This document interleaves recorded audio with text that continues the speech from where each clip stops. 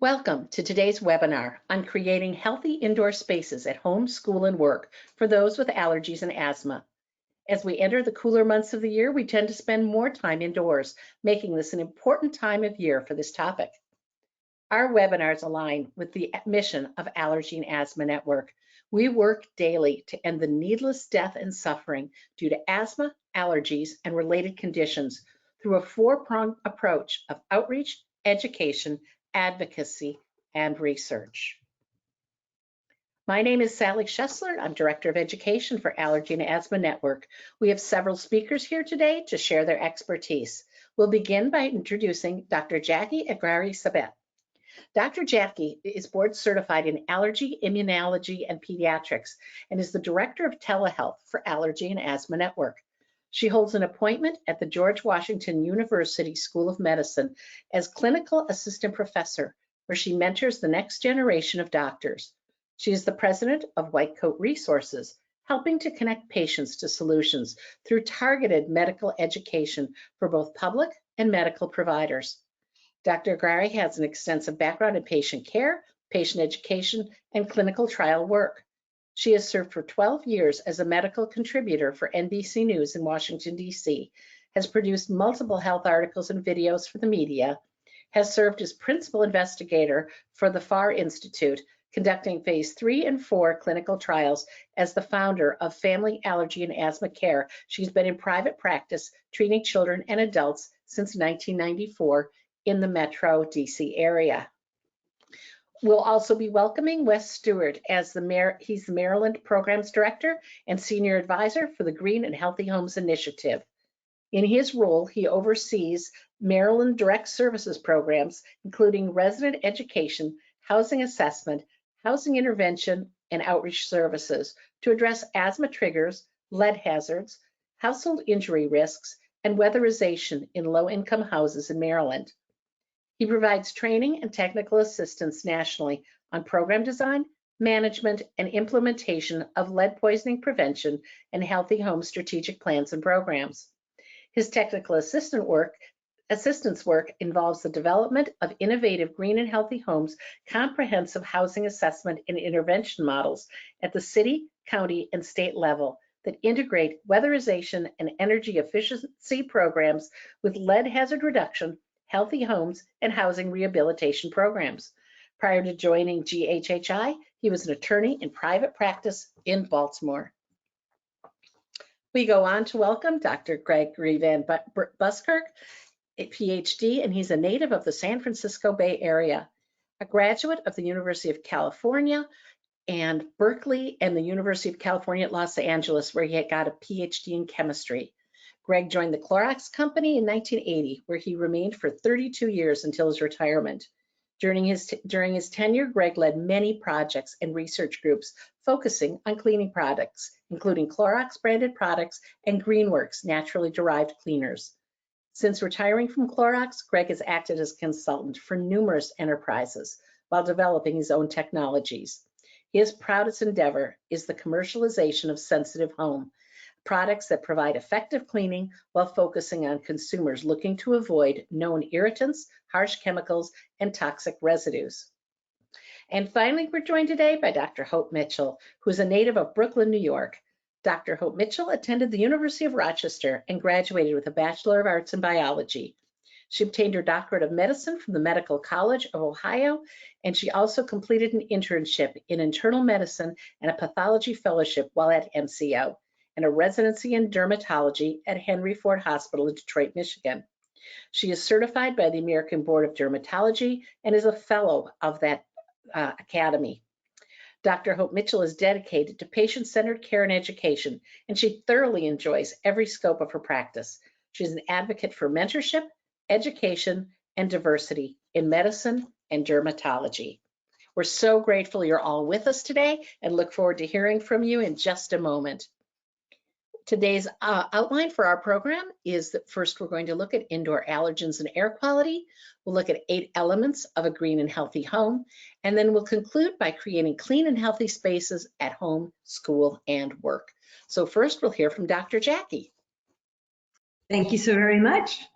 So let's start with making this very relevant, which is how many breaths do we take a day? Can you believe it? 25,000. So what is it that's going in as we're taking those breaths? Well, that's the topic of our discussion today. And particularly, we really want to be able to focus on schools, because I know we have a lot of school nurses and, of course, parents on the line today. And if you think about this, where do kids spend most of their time? Much lower to the ground, partly because they're short, but partly because that's where their life is, sitting in the Reenie corner and certainly playing Legos. And that's where many of the pollutants we're going to talk about today do concentrate. 90% of the breaths that are taken of our lives, and especially now, even though we're, sort of out of lockdown, it's inside. And even though we may not be going back to work, we may only be inside. Wake up, go to school, go to work, and that still keeps many people inside. The levels of air pollutants that are inside your home are 2 to 5 times, and sometimes as high as 100 times higher than outside, which is pretty alarming. So let's start with one of the first allergens that can lead to this kind of problem inside, and that is mold. Mold is actually a microscopic organism, so it's actually a living thing, and it's called a fungi. That's another word for mold, and you can find it everywhere, inside and out, although particularly today we're going to be focusing on the ones that are inside. How they reproduce is really interesting. It's by spores. So if you sort of, picture that a mold is like the shape of a hot dog, and you just keep cutting off a piece of it, and then that gets airborne, and the hot dog keeps regenerating itself. In fact, those things are so light and airborne that you can easily breathe them in through all kinds of orifices, whether that's your nose or your lungs. And that's where you're going to see that they cause the symptoms. So what kind of symptoms can that be? Well, they breathe it up your nose and you'll get nasal and sinus congestion. Certainly it'll get you a sore throat when you breathe it through your mouth into the lungs. It'll cause you to have sneezing, watery or burning eyes, a dry cough, shortness of breath, and irritation of all those areas. I want you to think about this for a second, especially if you're a school nurse. Kid shows up with that here in October or November of 2021, and they are of a younger age group. How do you know it's that? Or how do you know it's COVID? And that's a question that a lot of us in the healthcare field face, and we face it very often when we're dealing with kids. So think about how much havoc just something like mold can wreak, and particularly for those who have asthma, it really can trigger some life-threatening effects of asthma. Another indoor allergen that even can come to school is a pet allergy. Remember, I had a kid that had a tremendous amount of problem, didn't have a cat or a dog himself, but had a tremendous amount of problem with all sorts of congestion when he was at school. And why? Because his desk was directly behind the kid that had 9 cats. And what that child was shedding on and putting into the respiratory system of that child that had the desk behind him was dander. That's what you're allergic to when you have a pet allergy.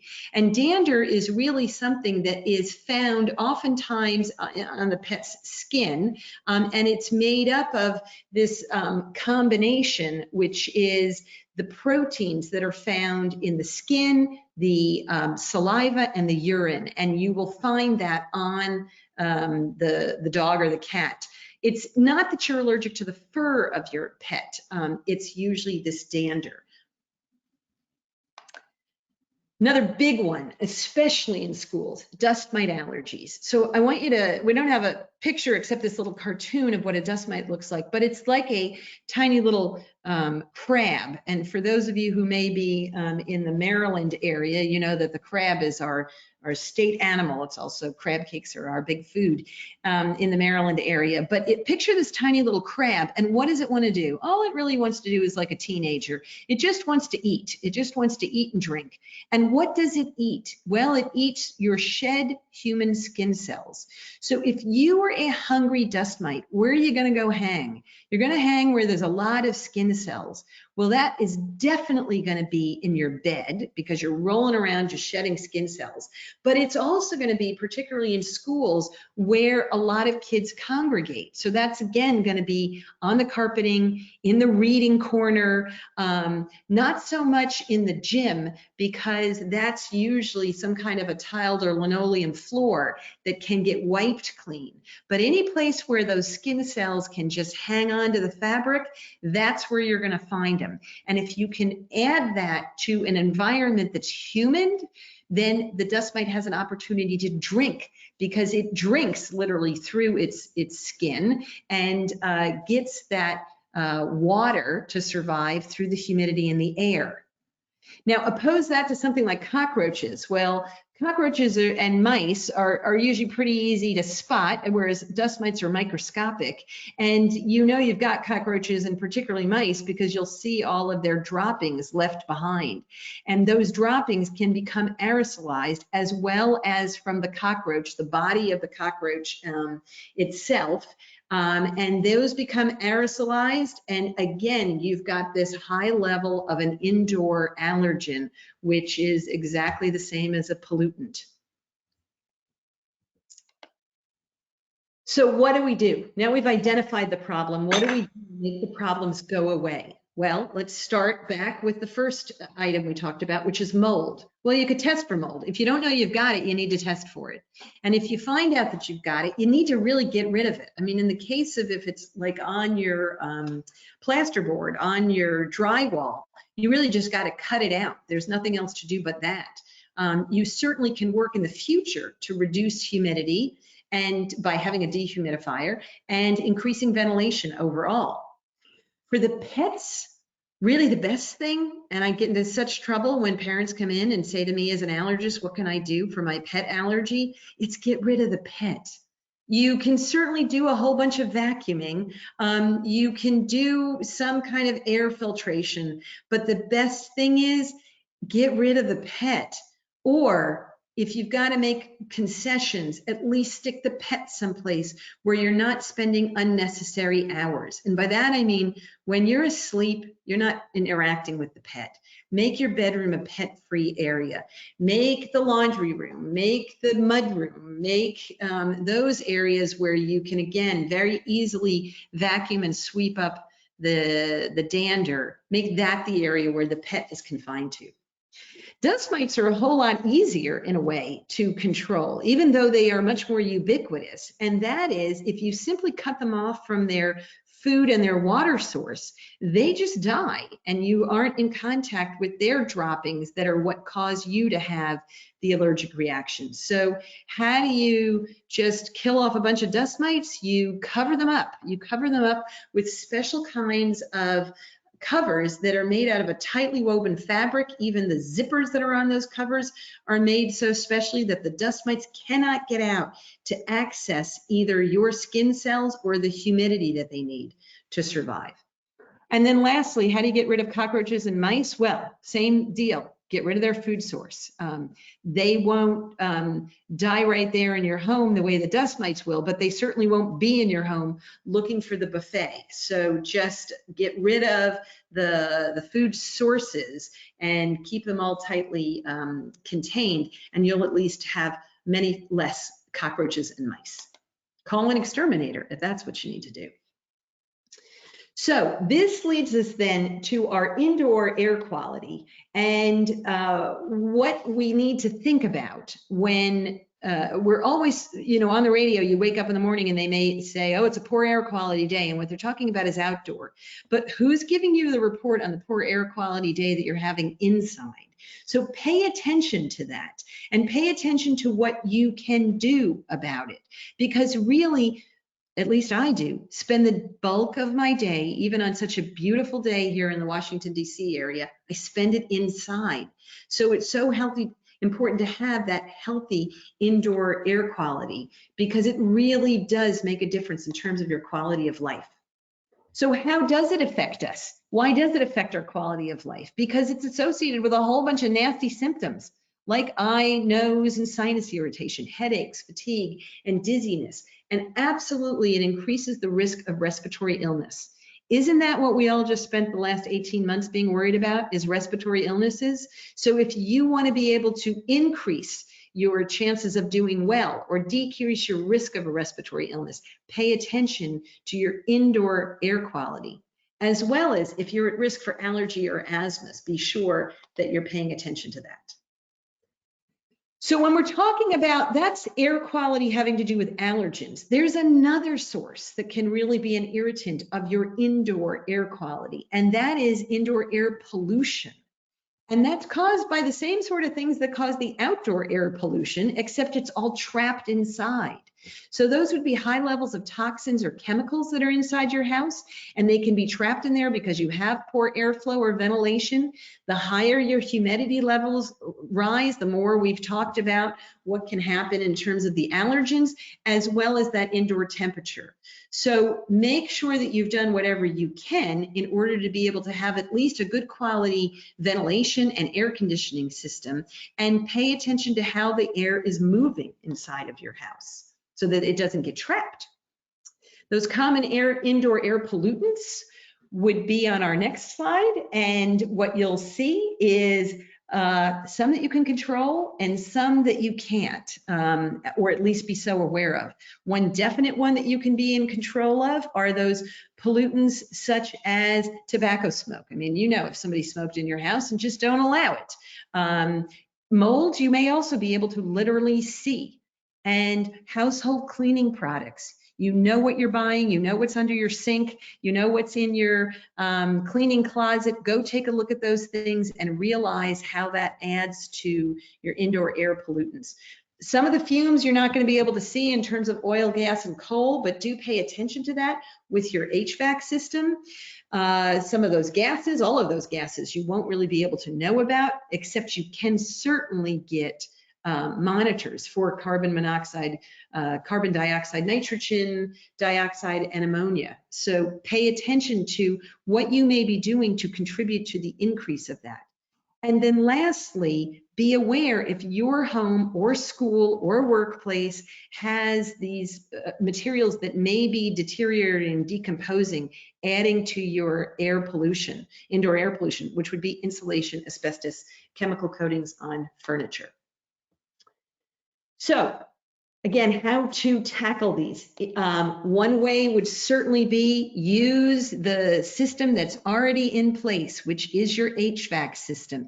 It's set up to collect and handle and decrease your exposure to those pollutants, but only if those air filters are actually functioning and they're actually at their highest level. So get those filters, make sure they're clean, make sure that they're rated for exactly the kind of HVAC system that you have.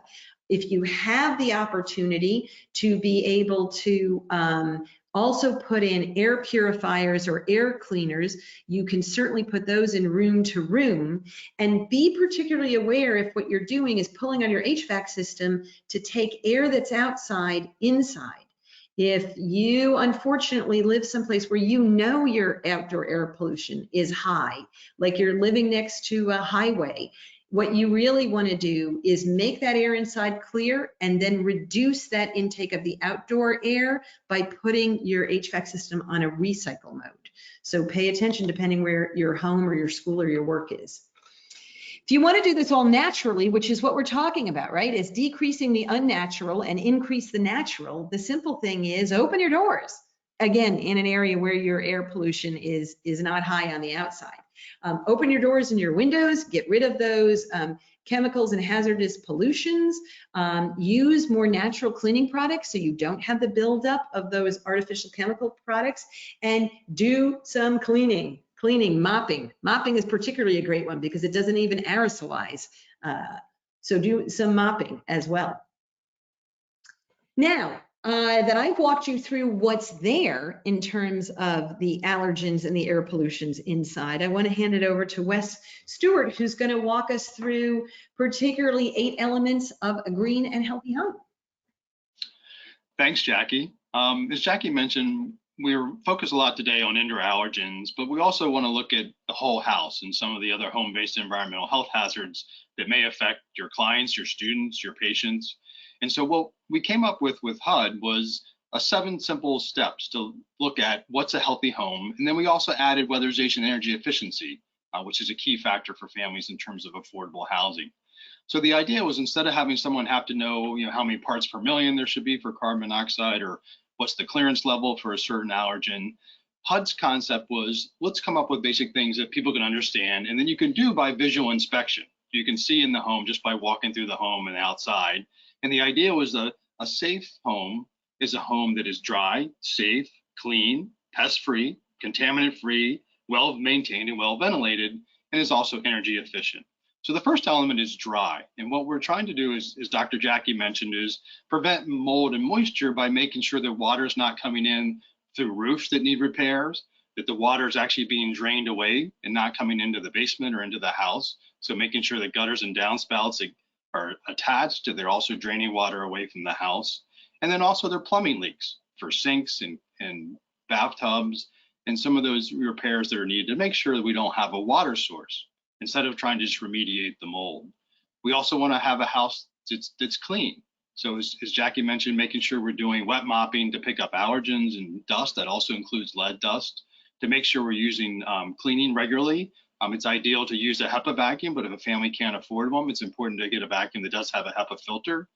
And then we're also reducing clutter, which are factors for mice, rats, and roaches and pests in the property. One thing to keep in mind, and we'll talk about that more today, is using cleaners that are low VOC, not things that are going to cause reaction in the occupants. Maybe a strong cleaner, but maybe too strong and called respiratory irritation.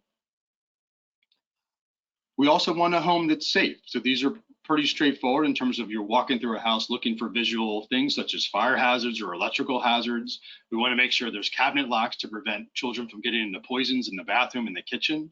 We want to make sure that there's not trip and fall hazard. So are there missing railings, missing steps, broken steps, railings that need to be attached, or rugs secured to the floor, things like that. We're looking for to make sure that both children and especially seniors who are more vulnerable to trip and falls live in a safe home.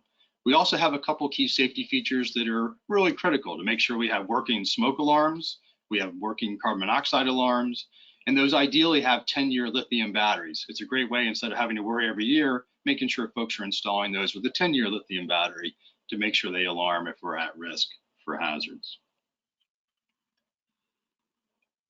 As Dr. Jackie mentioned, one of the most important things is to make sure we have a home that's well ventilated. When you look at contaminants that can build up in a home, they can also concentrate where we have lack of ventilation. So natural ventilation she talked about, but one of the things we want to make sure is in bathrooms and kitchens, especially where we have gas stoves and others that are creating combustibles, we want to make sure we're ventilating and venting out kitchens and bathrooms to prevent mold from building up, but also high levels of contaminants. And so that's what we call mechanical ventilation. It's important to have that done. It's also important for radon in terms of homes that are very well sealed up. A lot of our newer homes, you'll see they're wrapping those homes in Tyvek, and they actually are almost too tight and don't allow air. And so it's really important to have strong ventilation coming in also from air conditioners or HVAC systems in a home. We looked and talked a lot about how pests, obviously for sanitation is important. But around asthma, we know that 40% of asthma episodes are caused by asthma triggers in the home. And one of the biggest ones are mice, rats, and roaches. In particular, mice, they have no bladder control. So they're going throughout the house and they're leaving your urine that's causing actually asthma irritants. We know how mice and also roaches can be an asthma irritant. And so what we're looking to do is address those, which is preventing them from getting into the home by sealing up the outside. But we're also going to use a technique called integrated pest management. So instead of using something like a heavy fogger that's going to actually cause greater irritation in the home, and you're trying to reduce the roach population, but you're actually causing more irritation for asthma. So you want to use safe practices such as glue traps and snap traps that are also reusable. If you want to try to control roach populations, you want to make sure that you use something like a growth accelerator, but you're not using a lot of heavy chemicals that can put kids and also your pets at risk by using it. But integrated pest management is the best way to go, where we're taking care of the population, but you're also not putting the occupants at risk. And what's really important is making sure you have buy-in from the family. So sometimes that's a clutter strategy, making sure the family's also on board with reducing water and food sources that the pests need to survive. When we look at contaminant-free, these are some of the other, as I mentioned, home-based environmental health hazards to be aware of. Mold is obviously going to build up if we have the plumbing leaks, the water leaks, the lack of ventilation. But you also want to be aware of other hazards in the home, such as lead-based paint. If you live in a home built before 1978, you want to be aware and be looking for chipping paint, flaking paint that can cause lead poisoning, hazardous lead dust. Radon in the home is a great concern. It's very inexpensive. About $15 to do a radon test. You get the results back very quickly, so it's important to do that, to be aware of radon. It's the second leading cause of lung cancer in the US. And also asbestos. If you go into the basement, oftentimes you'll see pipes and some of the heating systems are wrapped.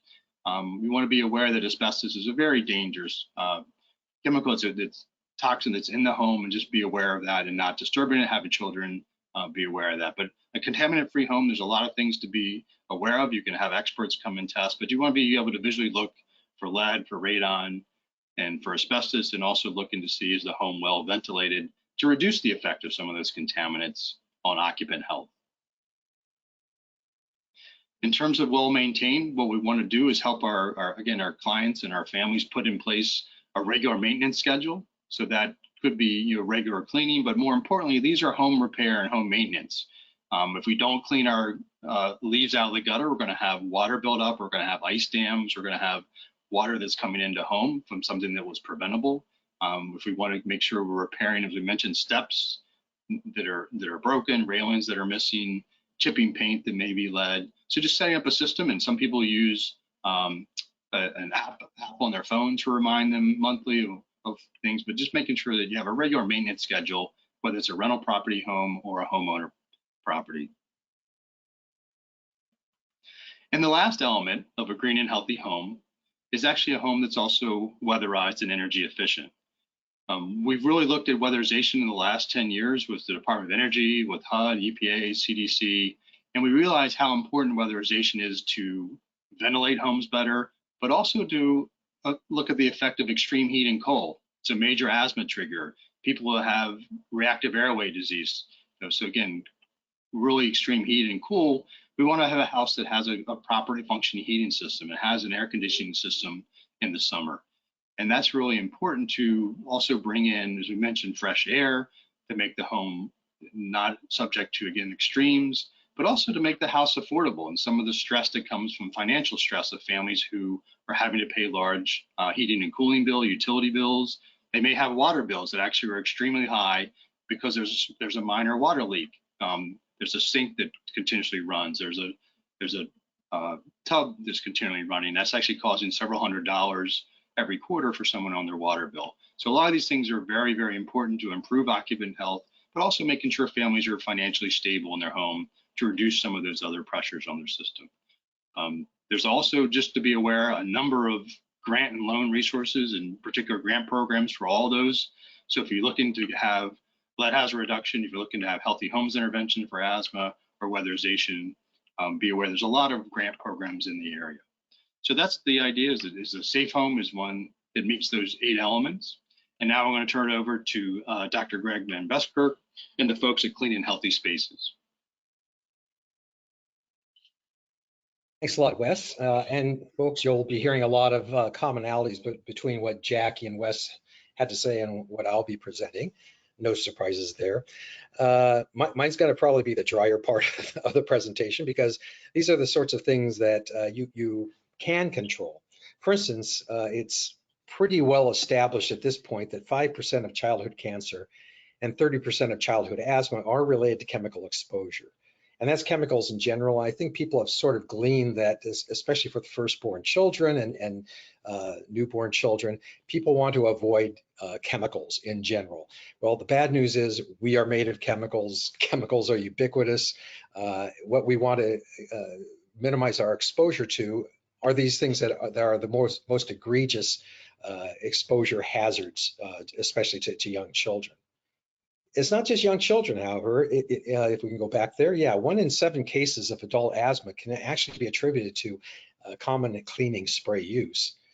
And they've also found that it isn't just stopping within the adult system. For instance, children of women who have frequently used cleaning supplies while pregnant, even though those chemicals may not be causing birth defects, they do get passed on. And those children of women who've been using the cleaning supplies frequently while pregnant have had a higher risk of persistent wheezing and reduced lung function.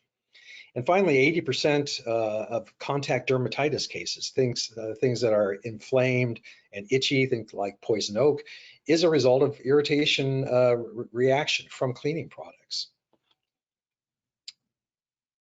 Now, it's probably no surprise that COVID has kind of exacerbated this. We haven't been so much out of our houses, and what we found over the last 2 years is that 25% have experienced adverse health effects attributed to unsafe cleaning, maybe overuse of cleaning products because of the understandable concern about germs that may be in the household. There have been a 15 to 30% increase in carbon dioxide and VOCs that Wes was referring to, the volatile organic compounds in indoor spaces, and that can contribute to chronic respiratory problems. And so, somewhat surprisingly, the three most common disinfectants, hypochlorite, hydrogen peroxide, and what are called quaternary ammonium compounds, are associated with adverse respiratory health effects. And if that's not bad enough, the increased use of disinfectants can alter that microbiome by wiping out both the good and bad bacteria. There's been a preponderance of evidence that we do need beneficial germs in our life, germs in a good sense, and by a broad scale wiping out of those of that biome, we actually expose ourselves to hazards later on down the road. Now, if you think in terms of cleaning or sanitizing or disinfecting, we look at this as three different types of processes. For instance, cleaning, that's kind of your routine process. It's just making things look not dirty, not soiled. It reduces the dirts and the irritants and food and germs and allergens by removing them from the surfaces. This works by the action of the soap and detergent and water to physically remove the germs. And to, for instance, in washing your hands, when you've heard, wash them for 20 seconds. There's no disinfectancy in there, but you reduce the amount of germs on your hands significantly just by using that soap or detergent with water. And in doing so, it lowers the risk of spreading the infection further. You always want to use the cleaning step before sanitization or disinfecting. And the reason behind that is you're not wasting the function of the sanitizer or the disinfectant by cleaning first. So what's the difference between sanitizing and disinfecting? Well, first of all, sanitizing is important for health and hygiene, and especially on communal surfaces. But it doesn't reduce or kill bacteria and viruses altogether. What it does is it reduces them to a certain level that's maybe 1,000-fold lower than it is in general. These work on non-porous surfaces, and particularly it's important to reduce the sort of bacteria that build up on your food preparation areas. It doesn't necessarily clean dirty surfaces. That's why you want to really use some sort of cleaning compound to first clean the surface and then use the sanitizer to reduce the germ load from there. Now, disinfecting goes one step further. It's stronger than sanitizers, and it uses chemicals to kill 99.999% of viruses, bacteria, or other microorganisms, again, only on hard or non-porous surfaces. You can have a disinfectant or a sanitizer on your clothing, but that's not where most of the transmission of germs is happening. It's on hard surfaces. These don't necessarily clean the dirty surfaces or remove the germs either, and so it requires having a clean surface first in order to be effective. And it usually needs to be left on the surface for a certain amount of time to completely kill the germs. It shouldn't be surprising, but this is only temporary. Unless it has a claim that says good for 24 hours or for 2 weeks or something like that, the germs will grow back again. And if you soil it, they'll grow back even faster. These sorts of products, both sanitizers and disinfectants, do require EPA approval. And so we encourage you, if you want your surfaces sanitized or disinfected, look on the label for an EPA license number.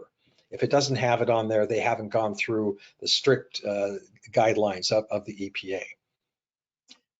So as it turns out, and I came as was in the introduction from a brand, Greenworks, that we didn't recognize some of the hazards that we recognized since I left Clorox. And that's that even the green cleaners have harsh chemicals. We took a lot of time in developing these to understand why it was that some people with multiple chemical sensitivities couldn't even tolerate things like Clorox Greenworks or Method 7th generation and so forth. As we start diving down into there, we found that these things may have had, first of all, chemicals that we didn't recognize, we didn't purposely put in, but they were chemicals that came with our raw materials. And so we sought with Sensitive Home to find those and make sure that we didn't bring them in. Other brands like Method and Mrs. Meyer's 7th generation and Grove did have also some, for instance, preservatives, these isothiazolanones that we have listed there, or in one case, they had this sodium lauryl sulfate, which brings in a 1,4-dioxane, which is a known human carcinogen. Again, these companies don't add these in there purposely, but they didn't recognize that they had come in with their raw materials. We took some time with Sensitive Home in our development to make sure those didn't come in with them. And because of that, not only do we have 100% bio basis, we have gotten the EWG Environmental Working Group brand rating for A with all of our free and clear products.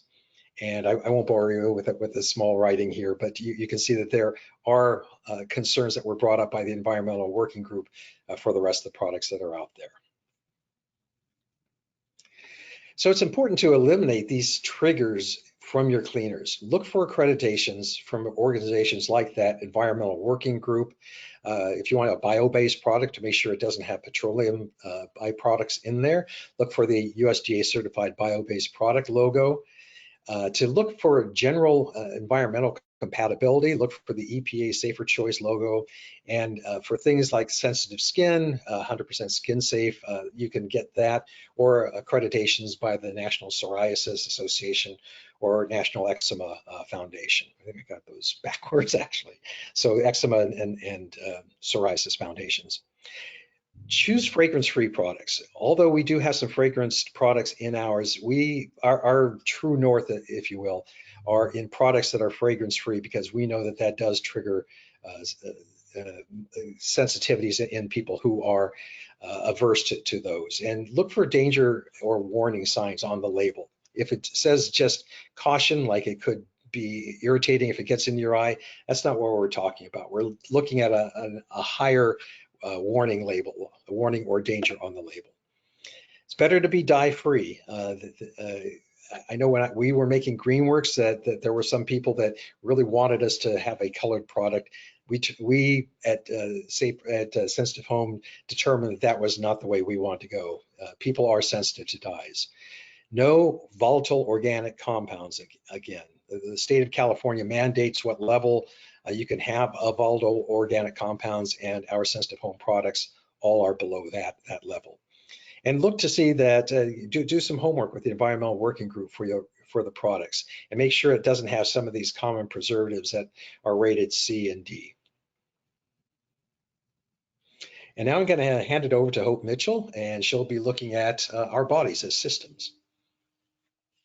So I often ask myself in clinical practice, how do I tie all the information together and make it make sense to my patients? I think that's what a lot of us do. How do we tie this information together? Because many of them, by the time they see me for their appointment, they often present with the history. Sometimes it's detailed, but sometimes it's unclear.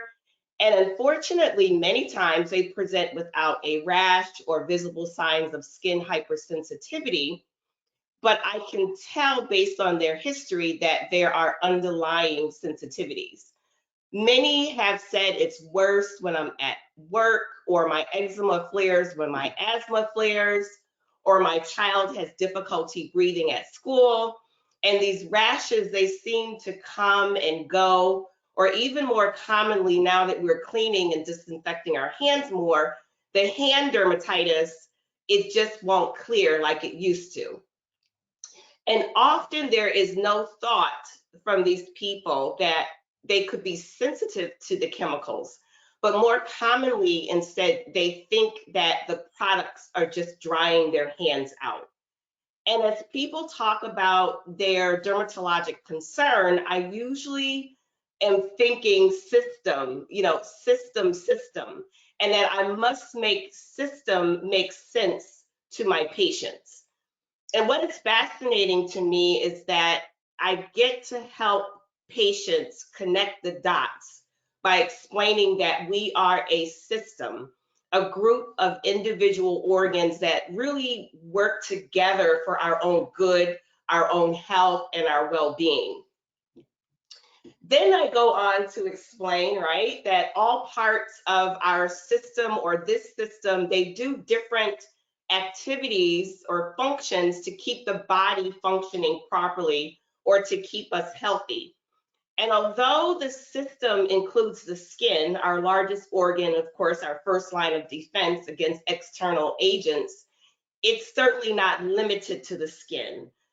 We know that it includes our natural immune system, like our white blood cells, the spleen, which produces antibodies, and the body's other defenses, like the lungs, which provide a cough mechanism to help us cough away foreign particles, which in the case of asthma, it may even be compromised.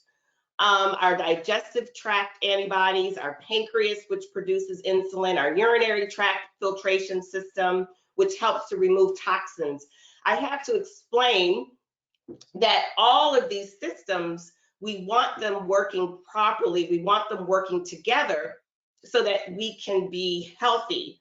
And after I establish with my patients that we are a system, I say to them, and we must pay attention to our bodies because we need all parts of this system to be functioning well for optimal health and wellness.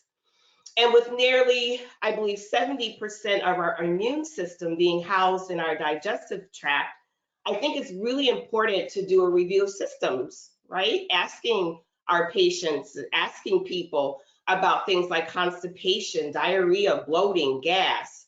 I often ask patients about chronic fatigue, especially when they may not be getting enough sleep, that may be an indication that their immune system is struggling. There may be a case where a patient that's battling frequent infections or flares of skin conditions like psoriasis, and that may be a sign of a struggling immune system. Stress itself, we know, can weaken the immune system, and it can go on to be a part of emotional and physical and physiologic indicators that we also discuss. So let's think about a cycle, right? Let's think about that child that we may see with asthma that's flaring. It worsens in school. That child cannot participate in school activities like gym, right? There's emotional stress because there may be that child that doesn't feel like they belong. The child consequently is not sleeping well at night. The body is under physical stress. They're exhausted. They're falling asleep during school and class. They're not doing well on their test. And then they may have, just because they don't have proper nutrition, dry skin, or they may have a genetic predisposition to eczema or skin rashes. And then they're scratching and they're getting disfiguring excoriations and discoloration on the skin. Then they're teased. And so by the time I see them, I have to talk about all of this. I have to bring it full circle, and I have to talk about, or at least think about, their mental state, their digestion, the fact that they may not have an appetite, the fact that they may not have normal bowel or urinary tract function, and the fact, of course, that I have to find a way to clear up their skin. It's a lot there that we have to talk about and think about, but it's my job to help families really put into perspective what the system approach is doing to the body.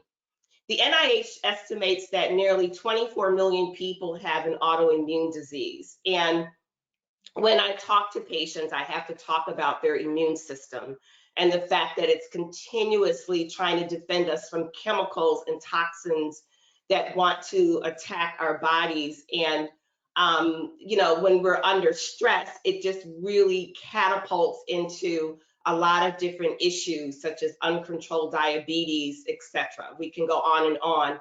And then there may be those patients that have those underlying conditions like psoriasis or eczema or lupus. And while we cannot change our genetics, we can educate ourselves about the environment and chemicals in our surroundings, which we are learning about today, and how we can make appropriate changes. And this is how I start with my patients. You know, I don't just start out with writing a prescription. You know, we cannot start there. We have to start out with lifestyle changes and what that looks like. You know, ways in which we can strengthen our immune system.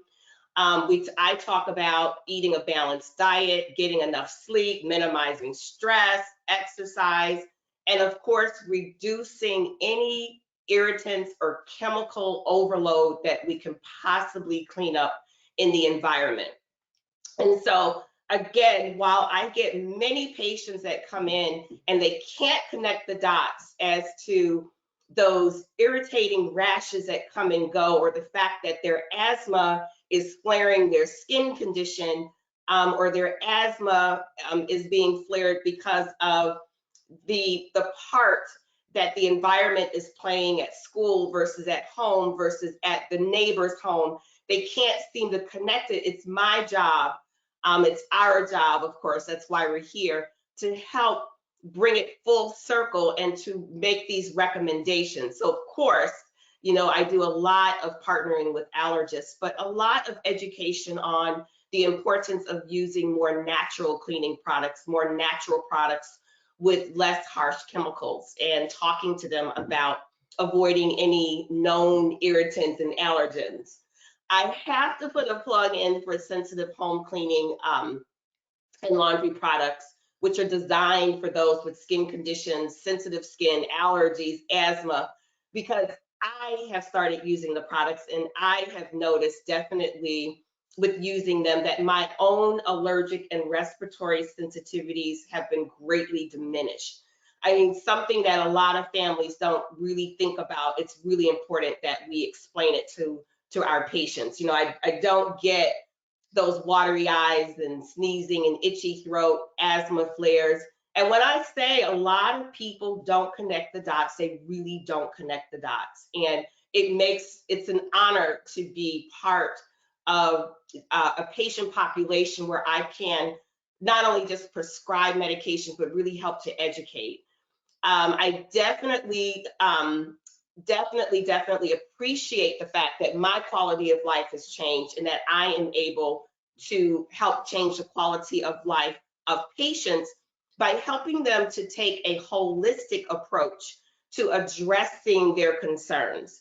I'm really looking at the whole picture, you know, helping families to think about the homes that their children may be in, or what happens when they go to school, and really trying to troubleshoot that, excuse me. So I don't just, you know, discuss the condition, but I discuss triggers such as environmental factors. So I would say that in summary, there are a lot of environmental factors, chemicals, toxins that trigger hypersensitivities and even autoimmune conditions, you know, such as chemical toxins, heavy metals, viruses, etc. And if they're not actually triggering the problem, they may be exacerbating a pre-existing problem. So it's really, really important that, again, we look at our children, our patients holistically. We look at them as a system and we try to troubleshoot those individual organs and systems that need help so that we can improve the overall quality of life of these individuals. Because as we know, the healthier we are, the healthier we feel, the healthier we'll look, and our overall quality of life will be much better. So thank you. Thank you very much, Dr. Mitchell. And for now, we'll go to our questions. There are quite a few here. I don't think we'll be able to get to all of them, but we'll do our best. Somebody's asking, what do you know about the electronic mice repellents? We're trying to get some of those for our participants. Do you recommend this kind of repellent, or do you have some certain brand that can be recommended? Which, of course, we're going to try really hard not to recommend brands today. But Wes, is that something you can answer? Sure, we generally would recommend using standard glue traps and snap traps and things like that. But sometimes you have mice that are actually fairly sophisticated and they learn from their siblings, and so sometimes you need to use different methods. And so that is something that can be used but again, they adapt to circumstances and they learn from the death of a sibling. So just be aware that may be something you want to utilize. But I'd use traditional methods first. Okay. Somebody is asking here, I recently started noticing that medications I've taken my whole life are now triggering severe asthma attacks. Is that possible, or am I wrong at identifying the trigger? This has happened in response to ibuprofen. So I'm thinking either Dr. Jackie or Dr. Hope, if you could chime in on this one. And I think you might need to unmute. Well, I can talk about topical medications. We certainly can build a tolerance or resistance to those. And so absolutely, I see that in clinical practice. But again, in my clinical practice, I'm always first and foremost about trying to eliminate the triggers and to help educate my patients about what system may need to be addressed in order to help the overall health of the patient. Okay, Dr. Jackie, this next one is going to go towards you. Someone is thinking it was insensitive to say we should get rid of pets since they're usually family members. So the question is, why wouldn't we talk about allergy shots for a pet allergy instead? And Dr. Jackie, I don't see that. I see your line is still muted. Are you able to unmute that and come back to us? Okay, she must be having a little trouble with her line. Dr. Mitchell, would you be able to take that one as well? I'm sorry, I would not be able to take that one. Okay, no problem. Well, we'll come back to that if we Sorry, can. I'm back. There you are. Every button in the world I was pushing there. So I'd be happy to take that. Yes. So I totally understand. I am not a cat person, but I do love my dog. Love my dog. And it is tragic when somebody, sort of harking back to the last question about ibuprofen, when you've been going along in life and you weren't allergic and then you suddenly become allergic. And that happens quite frequently with our college kids, right? They go off to school and then they come back and they're re-exposed to the pet again, and they oftentimes become allergic. So allergy shots are certainly a tool, but the efficacy, how effective they are, particularly for dogs, is not so great. And it also depends how much and how bad your symptoms are. When you turn out to really need a whole lot of drugs to be able to control your allergy triggers or your asthma triggers, and sadly you've become allergic and you're getting allergy shots, which remember you're going to do for 5 years, and a large portion of that is once a week.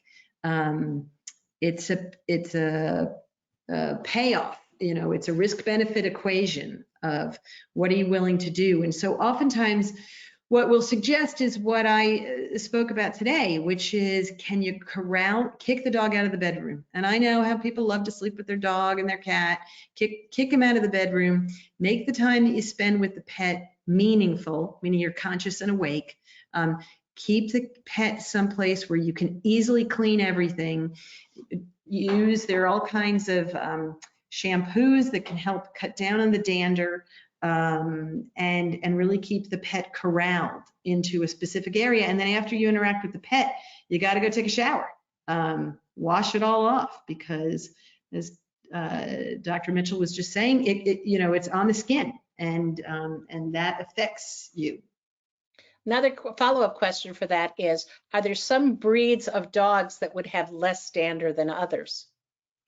You know, there may be, and that's one of the reasons why dog immunotherapy, dog allergy shots are not nearly as effective as cat, because the dander of a cat is pretty well described. So we can give some pretty specific allergy shots for cat. And if you think about it, kind of a cat is a cat is a cat. But then again, I'm not a cat person. But think of the difference between a Chihuahua and a Great Dane. I mean, that's a huge difference in the what we call a phenotype, or the look of a dog. And so the amount of dander that they make, and how sensitive you are to that dander, you know, is certainly something to keep into contact. There are dogs that are hairless. There are dogs that are bred to be supposedly less dander producing. But what it makes the difference in the end is you and that dog, and you and your stage in life. You may be good with it when you're a toddler, but terrible as you go through puberty into a teenager. You may have been fine when you were a kid, but now as an adult, you're not. So these are sticky wickets and tricky things.